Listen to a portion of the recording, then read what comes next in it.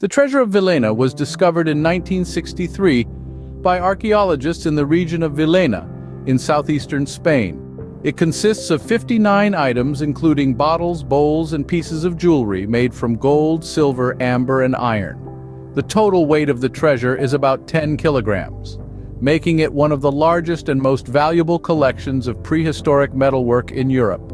But what makes this treasure even more remarkable is that some of the iron items were not made from ordinary iron, but from iron that originated from a meteorite that fell to Earth around 1 million years ago.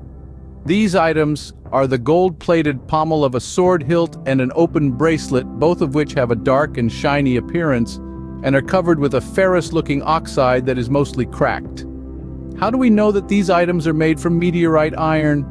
Well, scientists have tested them and found that they contain a high amount of nickel, which is a characteristic of meteoritic iron. Meteoritic iron is formed when a large asteroid or planet breaks apart and collides with other celestial bodies, creating fragments that travel through space. Some of these fragments enter the Earth's atmosphere and survive the fiery descent, landing on the surface as meteorites. These meteorites are very rare and valuable as they contain material that is as old as the solar system itself. But how did the ancient people who made the treasure get their hands on the meteorite iron? And why did they use it to make these items? Well, the most likely scenario is that they found the meteorite somewhere in the vicinity of their settlement and recognized it as a special and powerful object. They probably used stone tools to break off pieces of the meteorite and then hammered and heated them to shape them into the desired forms.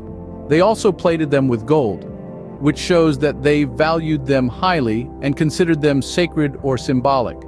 The sword hilt and the bracelet were probably part of a ceremonial or ritualistic set that belonged to a leader or a priest of the community. They were not meant for everyday use, but for special occasions or events. But why was the treasure hidden and buried, and when did that happen? Well, the most likely explanation is that the treasure was hidden during a time of conflict or invasion when the people who owned it feared that it would be stolen or destroyed by their enemies. They probably buried it in a secret location, hoping to retrieve it later, but for some reason, they never did.